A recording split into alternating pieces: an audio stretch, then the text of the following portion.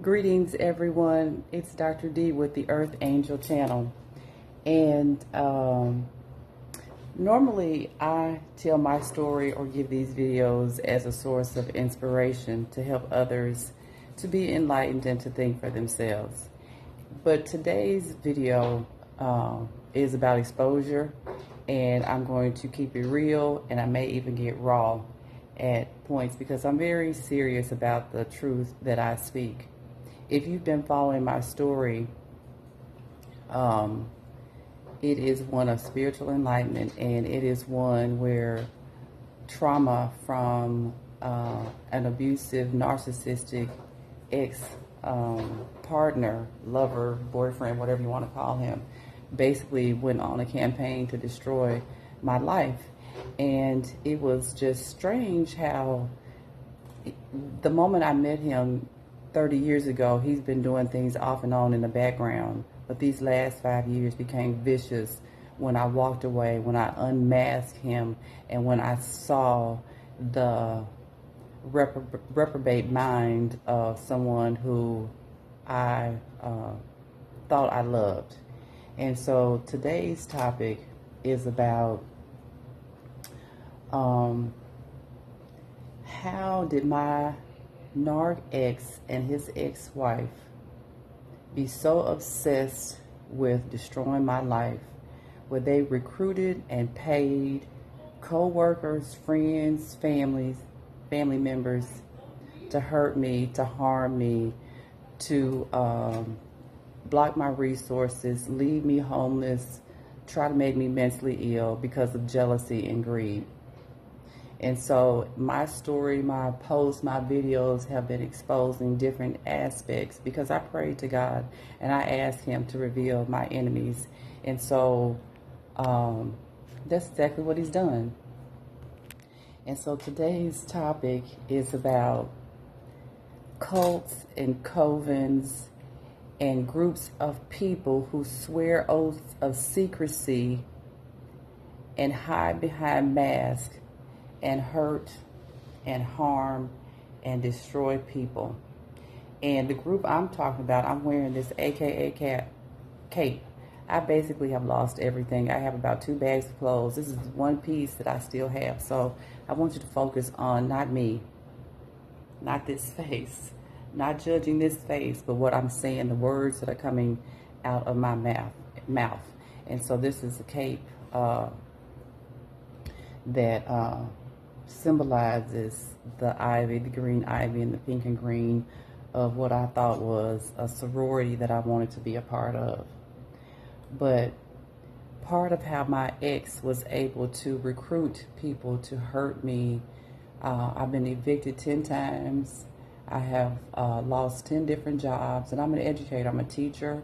I've been a principal, professor. So I work in the educational system. I work with students in higher ed. I've taught all levels in different states, different settings. And as I look back over my involvement with the AKA sorority, when I moved to Utah some years ago, I could count on my hand the number of black women I knew, 5 women. And my principal, she had started a chapter in Salt Lake City, Utah. And so I felt the need for the sisterhood because I'm actually a loner kind of person, but I joined. And that was actually a good experience. I pledged a graduate chapter, so I didn't do any of the hazing because actually in the 90s when I was in undergrad at Fisk University, the Pi chapter was on probation for hazing. And many people remember in the early 80s and 90s, hazing of sororities and fraternities had gotten out of hand. Students were drinking and binge drinking and causing other students to do things that actually caused them deaths. And so they had to rethink what was happening in these Greek fraternities. Well, I'm not saying that all AKAs or fraternities or sorority members are bad. In fact, many of them do great work. But my experience has not been a good one. And my ex and his ex-wife, friend, whatever they are right now, I remember Kristen, one of their friends, was asking me how to pledge and what to do.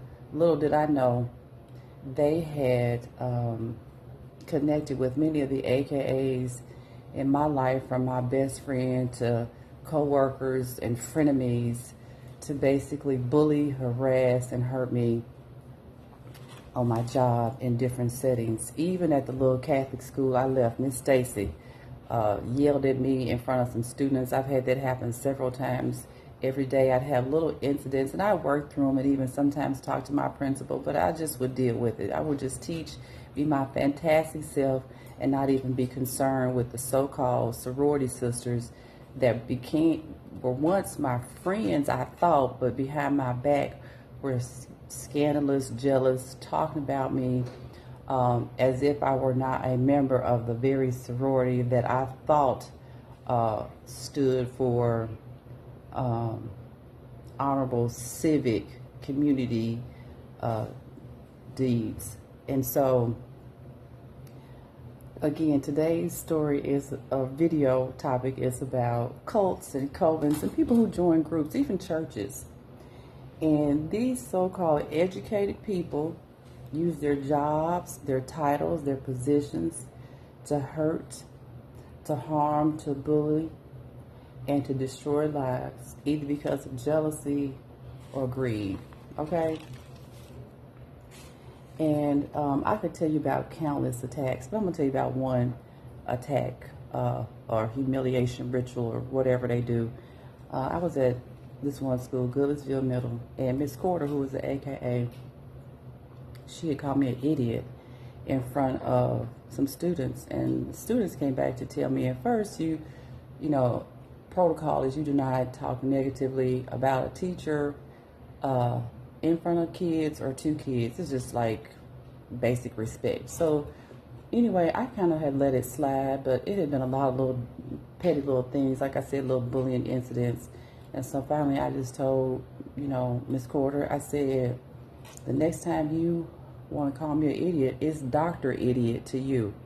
I said, how dare you try to say something negative about me to a student, and furthermore, I'm a black female, I'm your sister, I'm in the sisterhood, and whether I have a doctorate or not, you don't call anybody an idiot. And I don't care if you have a high school diploma, a 6-month certification, whatever you have, you celebrate that person because you don't know what that person went through to get that degree.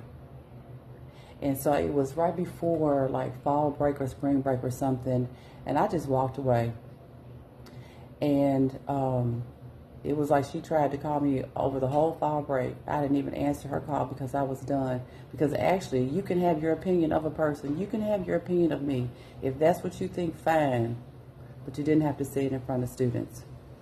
And you don't degrade another black woman. We are supposed to be sisters. And again, I could give you countless stories of my best friend, good friends who were also sorors, who wouldn't introduce me as hey, this is my soror, Deandra. And I didn't even say anything. And the little petty remarks and the fake compliments, like you see it, you feel it, but you ignore it because you're like, really? Not from another supposedly educated, classy, sophisticated sorority sister. Oh, but yes.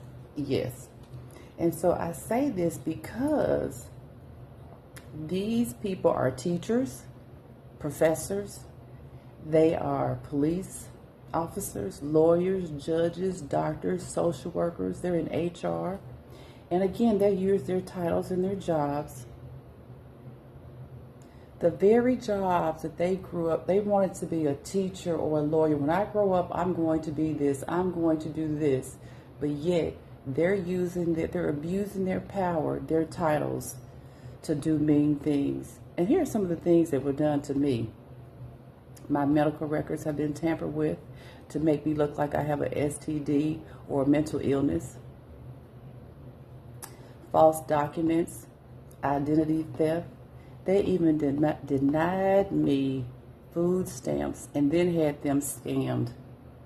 Had me evicted to make me homeless. They've used their jobs to increase my utility bills. My email, everything has been scammed.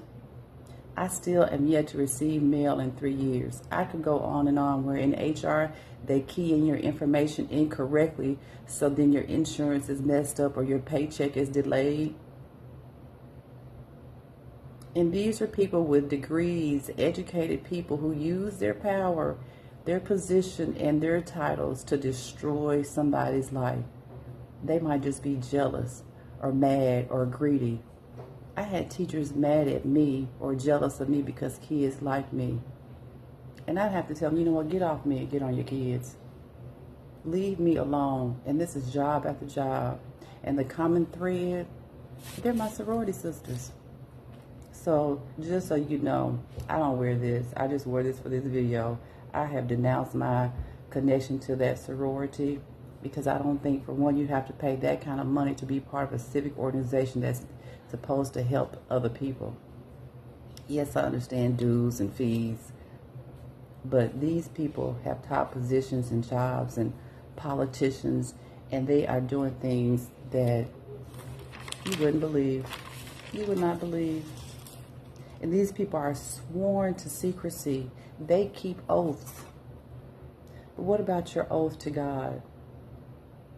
And if what you're doing in secret is hurting other people, that should be your red flag.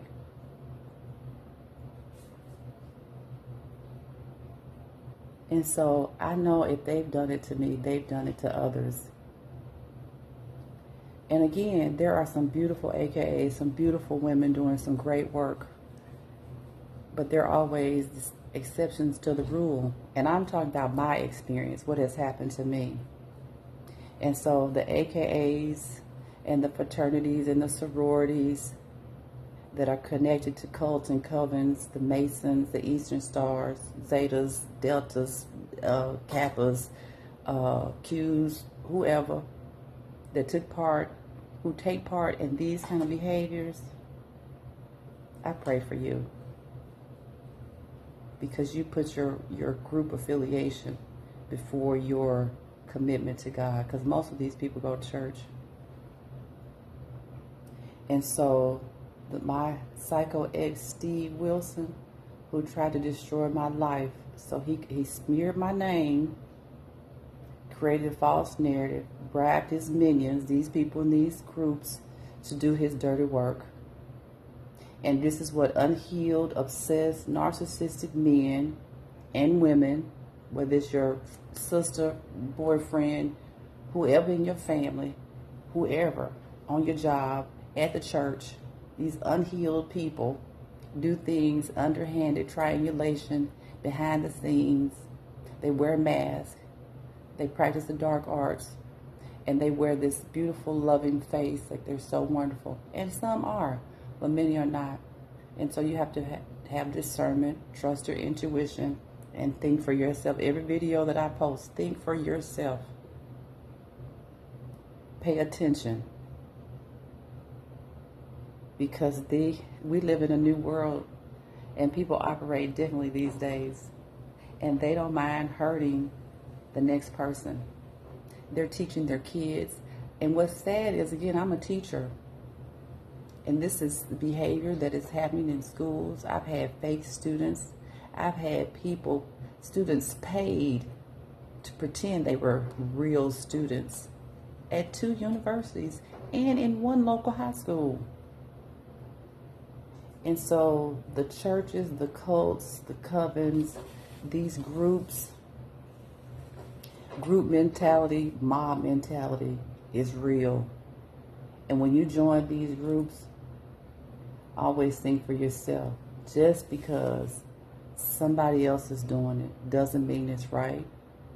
And a lot of people are unhealed, and they get into people pleasing and clout chasing, and they join these groups in the churches, and they do things that they know are unethical and illegal.